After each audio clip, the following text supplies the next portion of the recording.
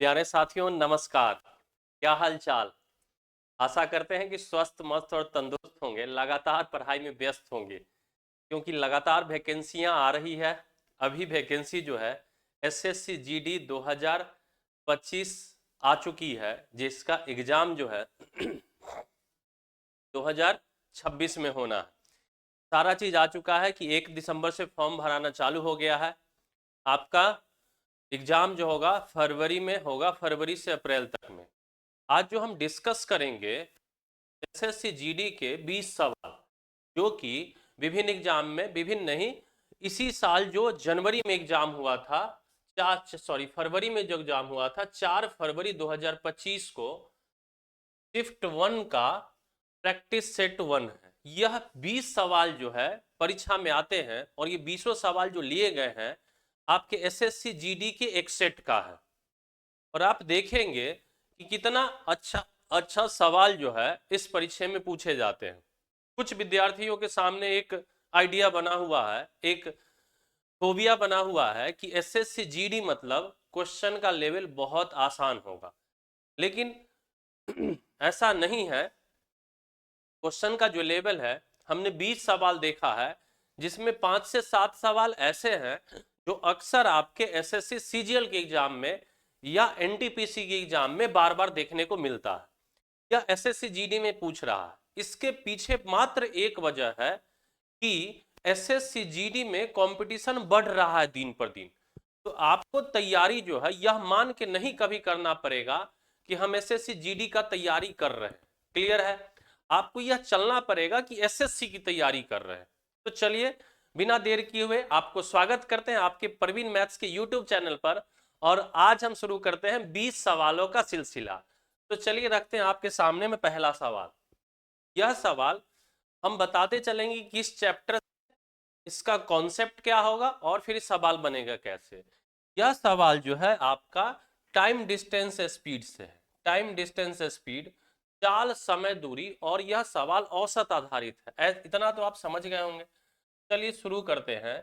एक व्यक्ति 9 किलोमीटर प्रति घंटा की चाल से कोलकाता से अहमदाबाद जाता है और उसी मार्ग पर 18 किलोमीटर प्रति घंटा की चाल से कोलकाता से वापस आता है।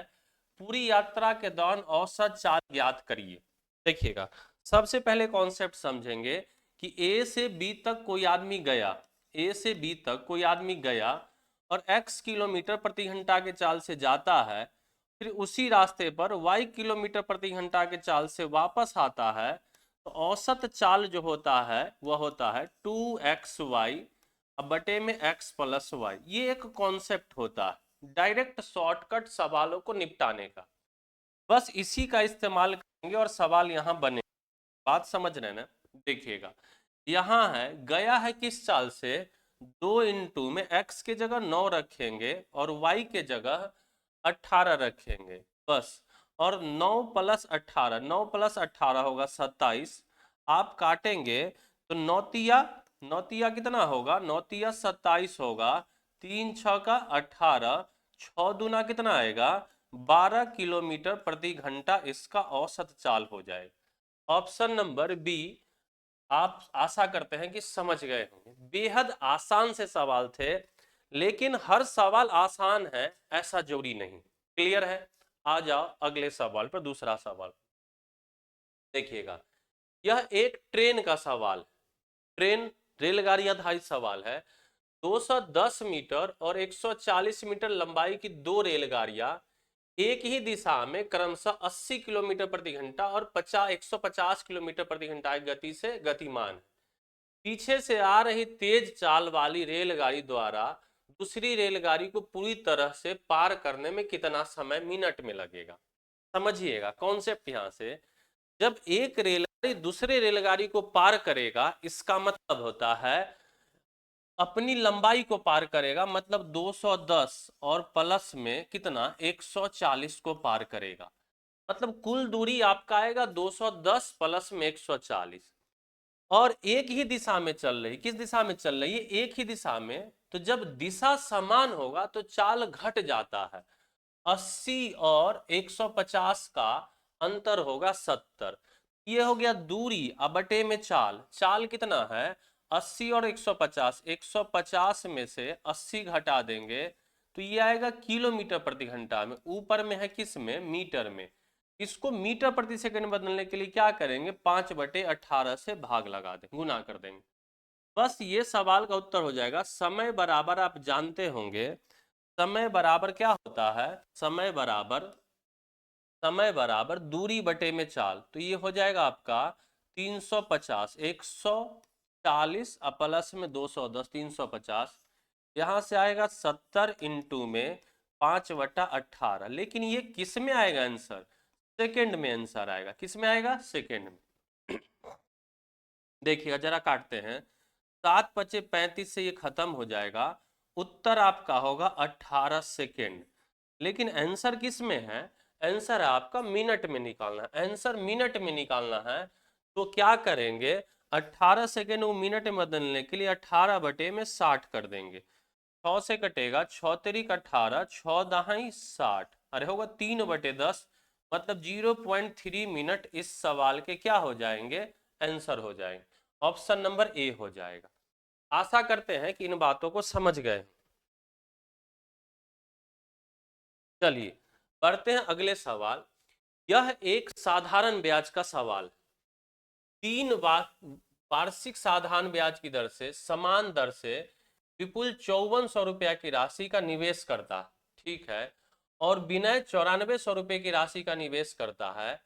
यदि 5 वर्ष के अंत में विजय को विपुल से 840 रुपया प्राप्त होता है, वार्षिक ब्याज की दर प्रतिशत में ज्ञात करिए।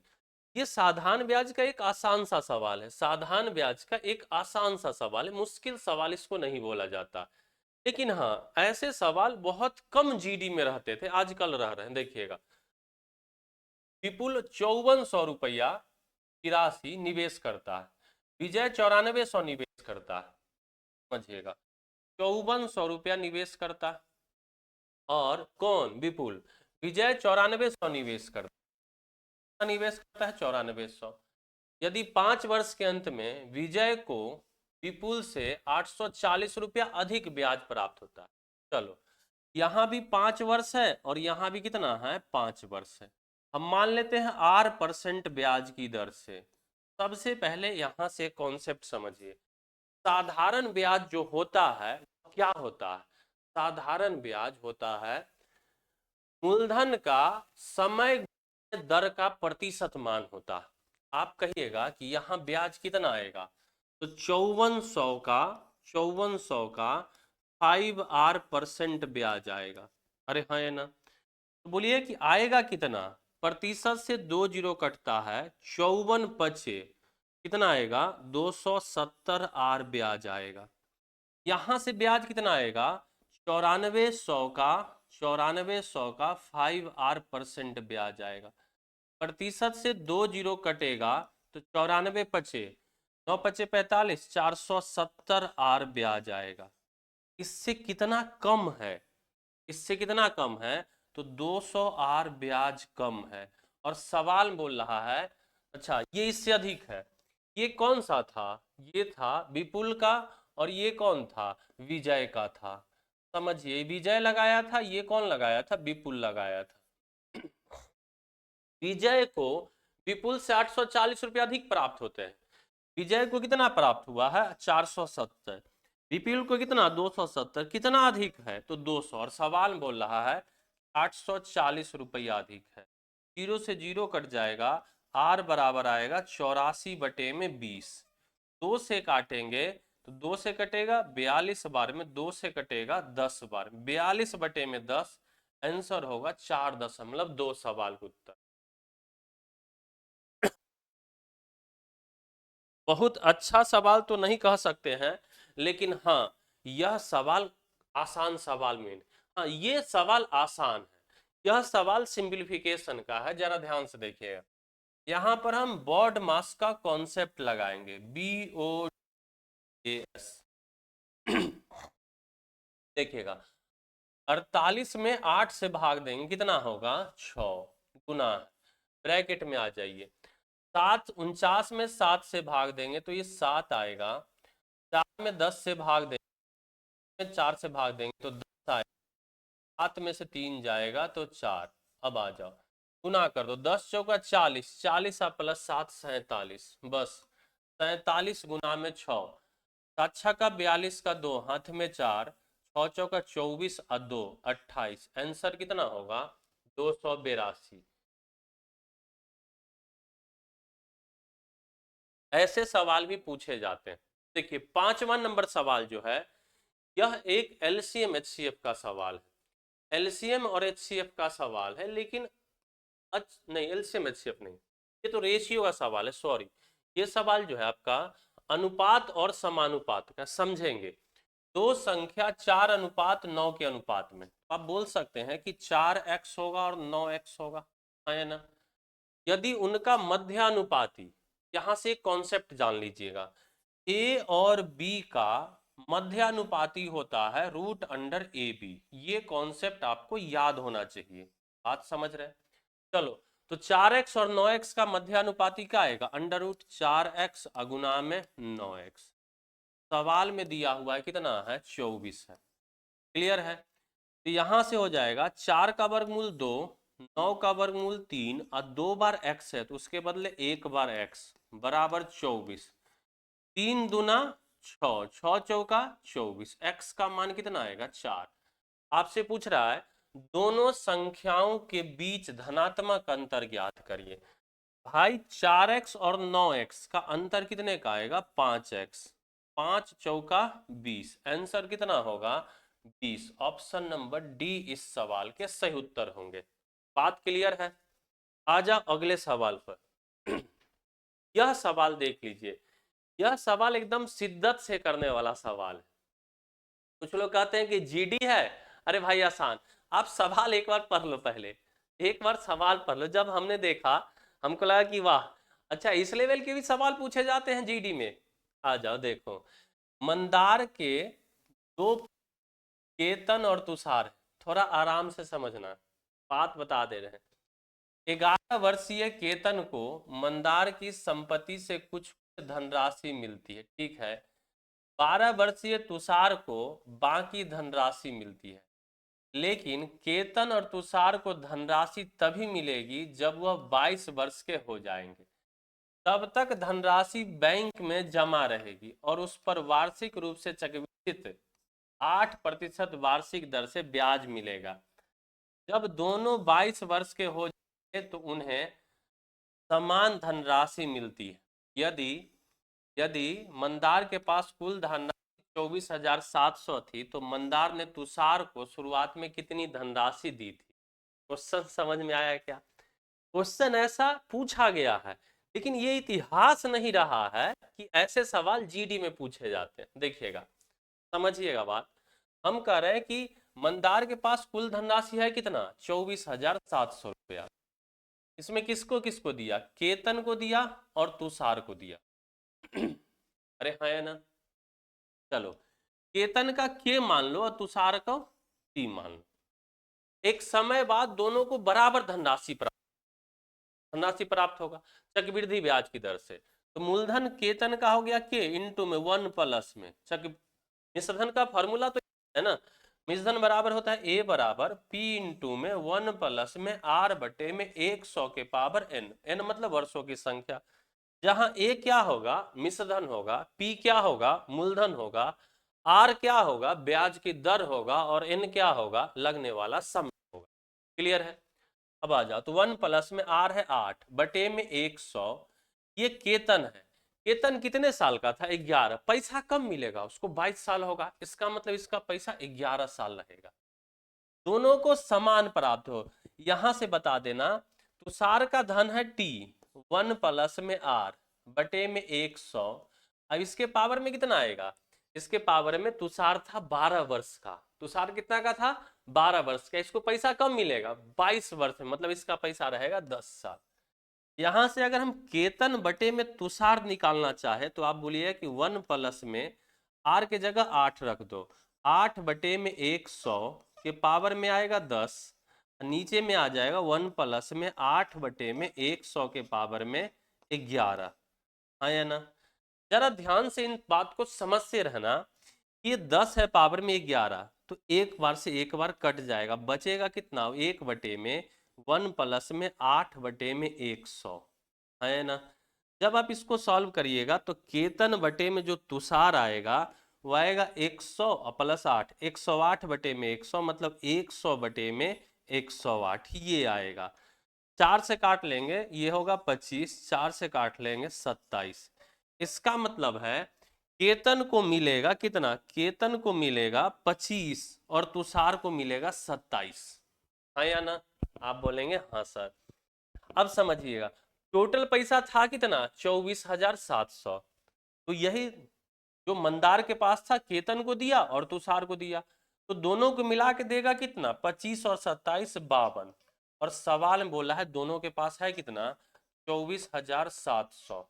24,700, एक का मान निकल जाएगा, 24,700 बटे में आएगा 52। आपको निकालना किसका है, तुषार को शुरुआत में कितना, तो तुषार को मिला 27, 27 से गुना कर देंगे, यही सवाल के उत्तर आएंगे। कमेंट में जरूर इसका उत्तर दीजिएगा। यह सवाल बहुत ही इंटरेस्टिंग लगा और बहुत मजेदार सवाल है यह। जरूर एक बार अगर वीडियो समझ में नहीं आए तो एक बार फिर से देखिएगा। आ जाते हैं हम अगले सवाल पर, देखिएगा यह सवाल वाकई आसान है। 7 नंबर सवाल है, 28, 60 और 120, 135 का लघुत्तम समापवर्त ज्ञात करिए। कुछ लोग इसको हड़प्पा काल वाला तरीका से करेंगे, हम आज आपको समझा देते हैं। देखो 28 है, इसको लिखेंगे 2 का स्क्वायर 4 सत्ते 28, आप बोलिए हाँ सर। 60 को क्या लिखेंगे, 4 तिया 12 पचे हो जाएगा। 120 को लिखेंगे 2 का क्यूब 8 तिरिक 24 पचे 120 हो जाएगा। 135 को लिखेंगे 3 का क्यूब 27 पचे 135। बस जानते हैं इसको हम बोलते हैं प्राइम फैक्टराइजेशन। ये कैसे सोचे, तो देखो 28 को आप भाग लगाइएगा 2 से, कितना बार में, 14 बार में, 2 से लगाएंगे 7 बार, 2 कितनी बार आया, 2 बार, तो 2 का स्क्वायर 60 है। 60 को खुद से ब्रेक करिए। एलसीएम कैसे निकालते हैं, देखो पहले 2 को पकड़ो, 2 2 2, जहां जो संख्या बेस में सबको देखो, 2 है, 2 के पावर 2 के पावर सबसे बड़ा 2 के पावर 3 पावर में बड़ा होगा। 3 को देखो, 3 के पावर में 3 आएगा, 5 के पावर में 1 आएगा और 7 के पावर में भी 1 आएगा। बस कहानी खत्म। बात समझ रहे। 2 का क्यूब कितना आएगा, 8, 8 पचे 40, 3 का क्यूब कितना आएगा 27, अगुना में 7 हो गया। बस गुना कर देंगे, 27 चौका होता है 108 पर 0 गुना में 7, तो 8,000, 8 सते 56, सॉरी 7,000 और 560, आंसर होगा 7,560। गुना करें 0 8 सते 56, 10 सते 70 और 5 75, आंसर कितना होगा 7560। इस सवाल के सही उत्तर हो जाएगा। आगे बढ़ते हैं, देखिए परसेंटेज का सवाल है। अगर इसको आप डिटेल करने चले गए तो ये सवाल आपको लेंदी करेगा, हम इसका शॉर्टकट समझाते हैं। एक परीक्षा में गणित के 3 पेपर, अंग्रेजी के 2 पेपर और विज्ञान के 1 पेपर थे। मैथ्स का 3 पेपर था, ठीक है, आ जाओ। और अंग्रेजी के 2 पेपर, इंग्लिश के पेपर, ठीक है, और विज्ञान साइंस के 1 पेपर। बोल रहा है सभी पेपर 100 अंक के थे। आप यहां से क्या कहेंगे, यहां से ये जो गणित का पेपर होगा ये 300 अंक के हो जाएंगे, होगा। इंग्लिश का 200 अंक के हो जाएंगे और साइंस का 100 अंक के हो जाएंगे। एस एक नाम है, गणित में 60, इसमें लाया कितना 60% लाया, ठीक है। अंग्रेजी में 70 लाया, अंग्रेजी में कितना लाया 70 लाया, और विज्ञान में 50% लाया। पूछ रहा है सभी पेपर में उसके अंकों का प्रतिशत, सभी पेपर में उसके अंकों का प्रतिशत कितना था। अब अगर इस सवाल को ऐसे करने चले गए कि 300 का मेरे प्यारे 60% निकालो, 300 का 60% निकालोगे, 60 बटे में 100, 2 जीरो से 2 जीरो कटेगा, 60 तिया 180। यहां से 200 का 70% निकालने चले गए, 200 का 70% निकालेंगे तो 70 दूना 140 और 100 का 50% निकालेंगे, 100 का अगर 50% निकालेंगे ये 50 आएगा। उसके बाद कुल अंक कितना आया 180 140, तो कितना आएगा 320 और प्लस में 50, 370 अंक आएंगे। कुल अंक कितना है 3 और 2 5 और 1 600 में, और फिर 100 में निकालेंगे तो ये सवाल लेंदी हो जाएगा। देख लीजिए कैलकुलेशन करके कितना आएगा, 2 जीरो से 2 जीरो कटेगा, 6 से भाग लगाएंगे, 6 एकम 36, 6 एकम 6 61 वाला आएगा, 6 एकम 36 1 6 एकम 6 6 तिरिक 18 3 31.33% आएगा। लेकिन अगर आप ऐसे करने जा रहे हैं, आप उन भीड़ में शामिल हो रहे हैं जिनका सिलेक्शन नहीं होना। देखो इस सवाल का तरीका हम बताते हैं, जबरदस्त, कहानी खत्म हो जाएगा। यहां पर लगा दो रेशियो, तो कहोगे सर 3 2 1 में आएगा। अगर आप कम जानते हैं तो इसको ऐसे 60 दिया, 60 में 3 से गुना करो 180% हो गया। 70 में 2 से गुना करो, 70 दूना 140%, 50 में 1 से गुना करो तो 50%, तीनों को जोड़ दो, भाग लगा दो किससे, 3 2 5 1 6 से, बस ये आएगा कितना 320 प्लस में 50 370 बटे में 6%। आपका जो आंसर आया था 61.33%। हम यह मान के चलते अगर यहाँ डेविएशन लगाएंगे तो इससे भी जल्दी सवाल खत्म हो जाएगा। बात समझ रहे हैं ना। देखो डेविएशन, इसके भी एक शॉर्टकट तरीका हम आप लोगों को समझा सकते हैं, लेकिन आप लोग समझने के लिए तैयार हो जाए तब। देखिए कुछ भी मान लीजिए, हमने मान लिया कि औसत जो है वो 60% है, पूरा का 60 है। इसके पास पहुंचे बोला सही है, इसके पास पहुंचे बोला सर आपसे 10 ज्यादा, तो 10 दूना 20 ज्यादा, 20% ज्यादा। इसके पास पहुंचे तो बोला सर 10 कम है, तो -10% हो, 10 से कम 10 कम होगा, बटेगा कितने पर 3 2 5 1 6 पर, हो गया। अब यहाँ से कितना आ जाएगा, यहाँ से आ जाएगा 60 अब प्लस में 10 बटे 6, 10 बटे में 6 आएगा तो कितना होगा 6 एकम 6, बचेगा 6 एकम 6 एकम 6 4, 6 एकम 36 आ जा रहा है। आंसर लगता है पीछे में कैलकुलेशन एरर कर दिए, पिछले सवाल में यहाँ से 6 7 आएगा, आंसर ए आएगा। देखिएगा तो एक बार हम चेक कर लेते हैं, इस बात को समझिएगा जरा। 60 दिया कितना आएगा 180%, प्लस में 60 दिया आ जाएगा कितना 180%, 180% प्लस में आएगा 70 दूना 140%, प्लस में यहाँ से आएगा 50 एकम 50%, बटे में 3 और 2 5 और 1 6 हो जाएगा 320 प्लस 50 370, बटे में आएगा 6, तो जब भाग लगाएंगे गुना करेंगे तो 6 एकम 36 1, अरे होगा 6 एकम 6 4, 6 एकम 6 6.61.67। जो पीछे हमने किए हैं कैलकुलेशन एरर कर दिया। आ जाओ अगला सवाल। यह सवाल डिस्काउंट का है, बट्टा का, लेकिन बहुत मजेदार है।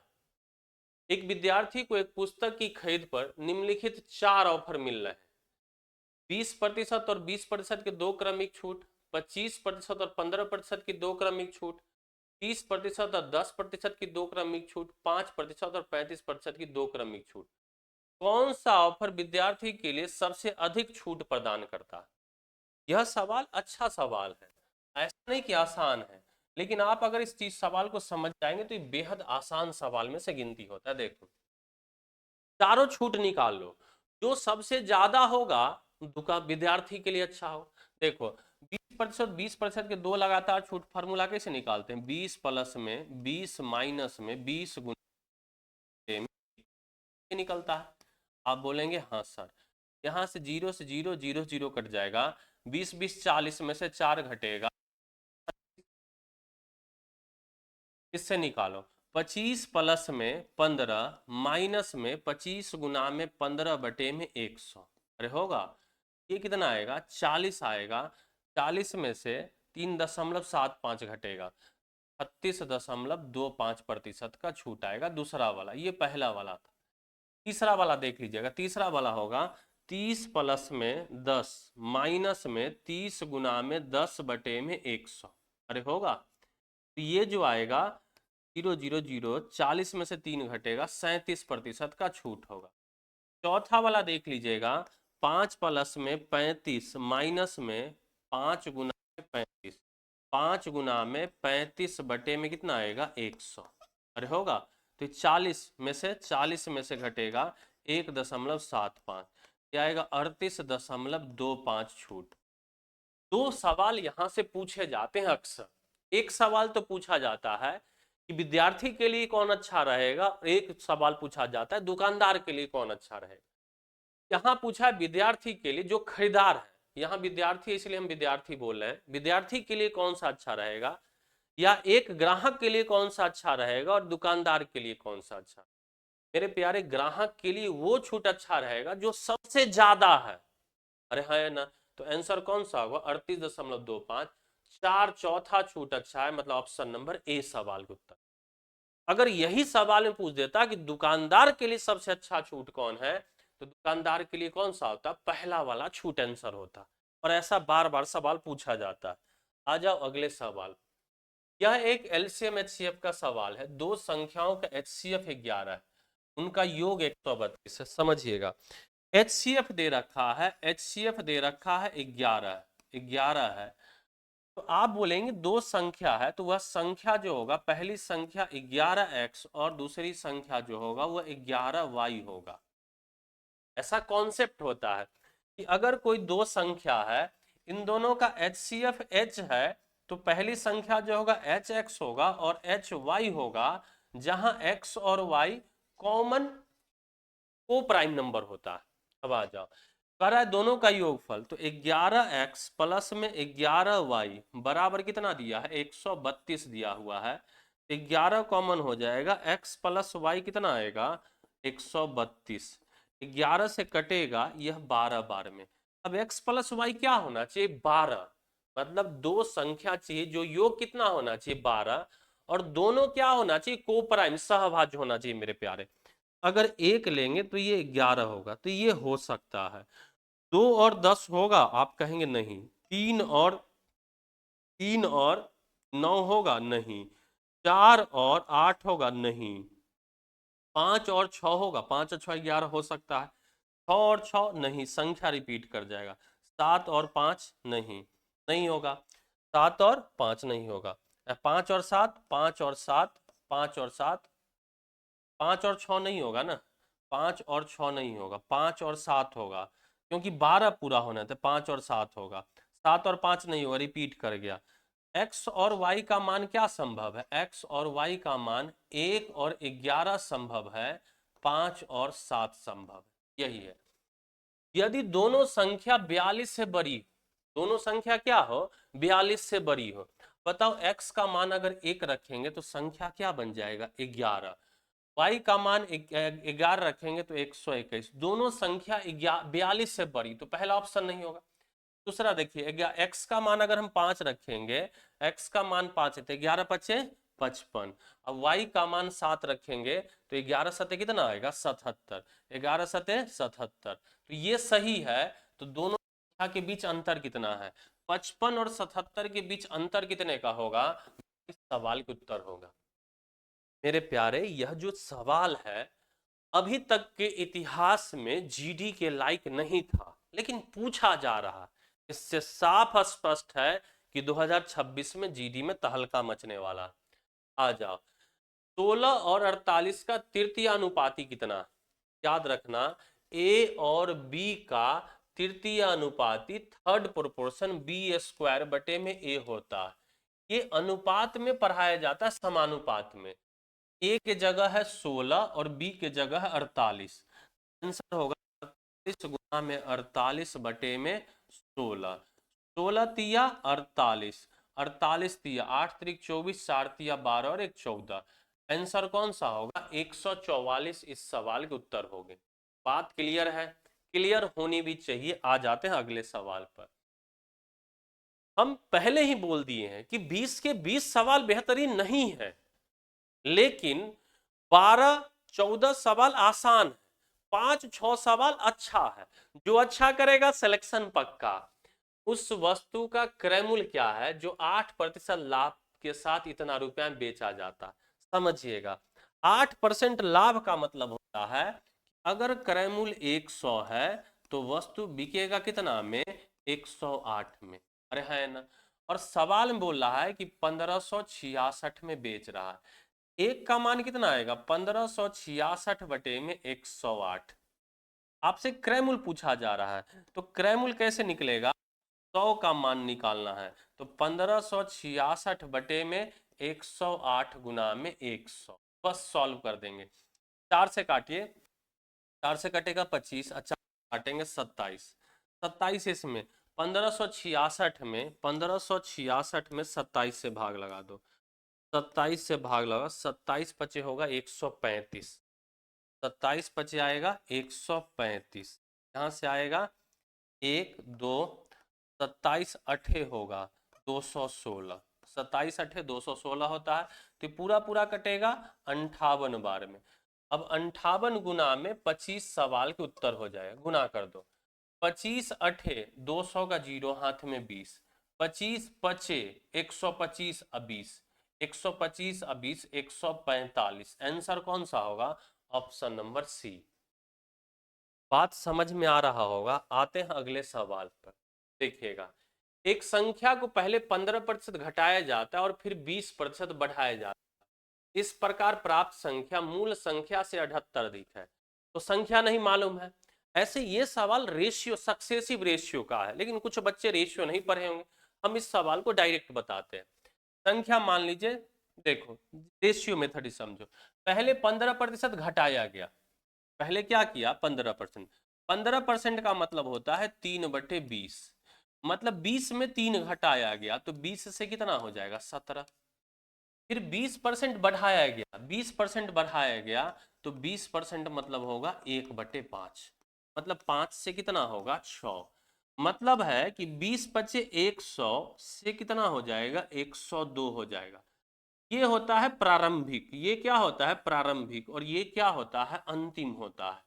अब बताओ कि अगर संख्या 100 था तो हो कितना जाएगा 102, बढ़ा 2 और सवाल बोल रहा है कि 78 अधिक है, तो एक का मान कितना आएगा, एक का मान आएगा 78 का आधा 39। अरे है ना।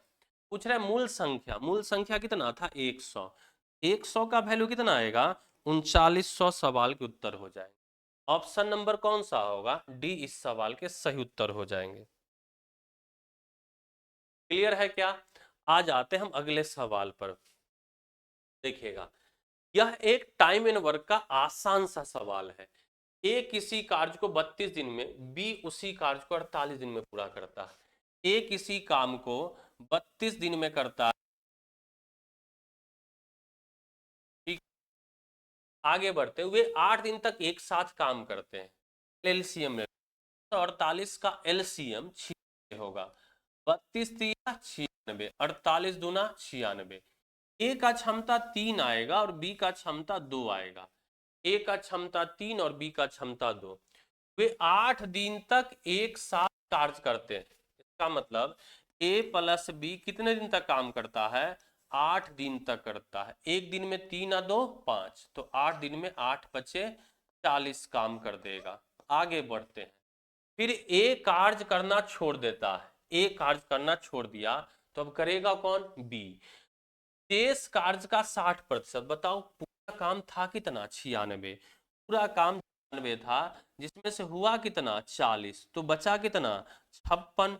अरे 96 में 40 घटा दी, इसका 60%, 60 बटे में 100, इस काम को करेगा कौन, बी करेगा। बी एक दिन में कितना करता है 2, इतना काम करने में कितना दिन, 2 से कटेगा 20 से कटेगा, 20 तिया 60 और 20 पचे 100, 56 तिया कितना आ जाएगा 56 तिया 2 से काट लीजिए कितना आएगा 28 दूना 56, 28 तिया 84 बटे में 5, 84 बटे 5 होगा 16.4/5, 16 पचे 80 या 4 84 बटे 5। आशा करते हैं कि आप बात को समझ रहे होंगे। यह सवाल जो बहुत बेहतरीन सवाल है, मेंसुरेशन का सवाल है और मजा आ जाएगा। ऐसा सवाल आज से लगभग 3-4 साल पहले, 5 साल पहले सीजीएल में पूछा जाता था।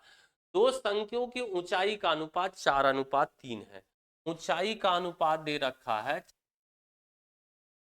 पहला शंकु है, ये दूसरा शंकु है, ठीक है, तथा उसके आधार की त्रिज्या का अनुपात, त्रिज्या का जो अनुपात है वह 1:2 है। आयतन का अनुपात ज्ञात करें। याद रखिएगा हम 4 बात बोलते हैं, रेशियो देकर रेशियो पूछे, रेशियो देकर परसेंटेज पूछे, रेशियो देकर परसेंटेज पूछे, या परसेंटेज देकर रेशियो पूछे, परसेंटेज देकर परसेंटेज पूछे, तो एक्चुअल मान से कोई लेना देना नहीं है। आयतन, उस शंकु का आयतन क्या होता है, 1/3 पाई r² इंटू में h। 1/3 से तो कोई मतलब ही नहीं है क्योंकि कांस्टेंट है, नियतांक है। तो यह जो निर्भर करेगा कि स्क्वायर इंटू में h पर, तो r² बता दो, एक का स्क्वायर कितना आएगा, वॉल्यूम की बात कर रहे हैं, एक का स्क्वायर 1 गुना में 4 ऊंचाई, यहाँ 2 का स्क्वायर 4 गुना में 3, आंसर कितना होगा, 4 से 4 कट जाएगा तो आंसर आएगा 1:3। सवाल के उत्तर ऑप्शन नंबर कौन सा होगा, ए सवाल। बोलो क्लियर है। आगे बढ़ जाते हैं अगले सवाल पर। देखिएगा ये सवाल एसएससी का परसेंटेज का बहुत फेवरेट सवाल है।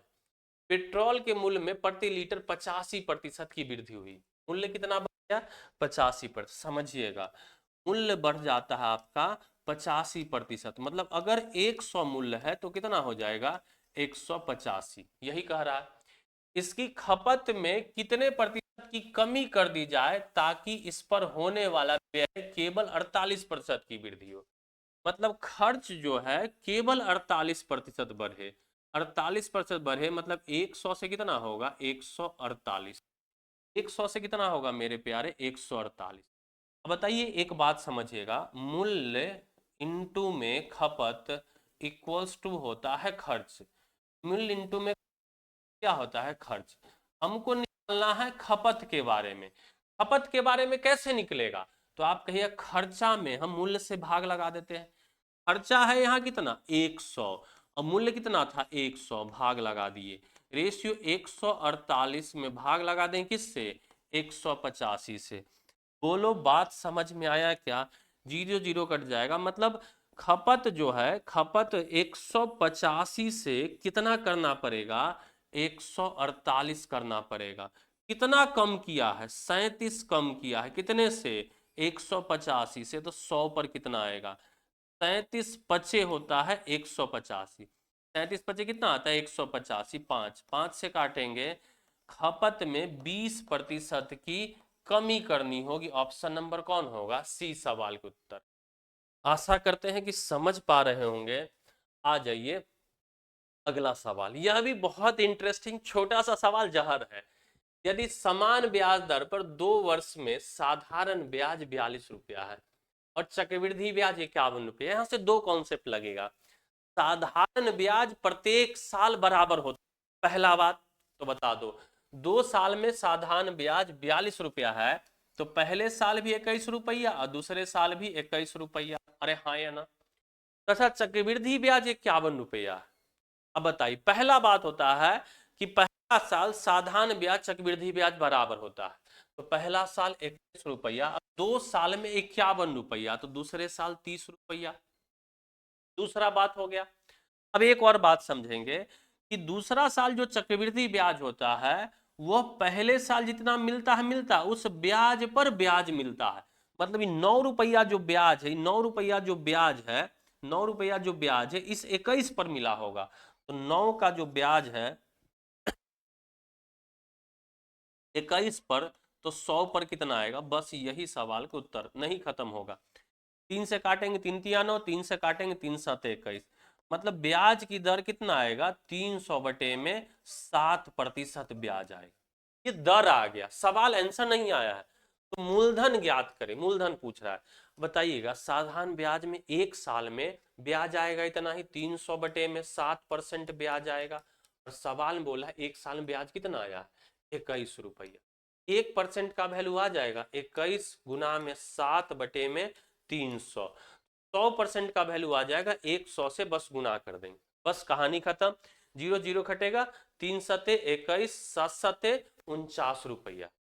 देखिए 3 4 कॉन्सेप्ट मिलकर एक सवाल बने, जीडी में पूछ रहे हैं भाई, और आपको मजाक लग रहा है, तैयारी करने वाला एकदम हो कर रहे हैं, अरे लग जाओ जीडी आ गया, जीडी आ गया।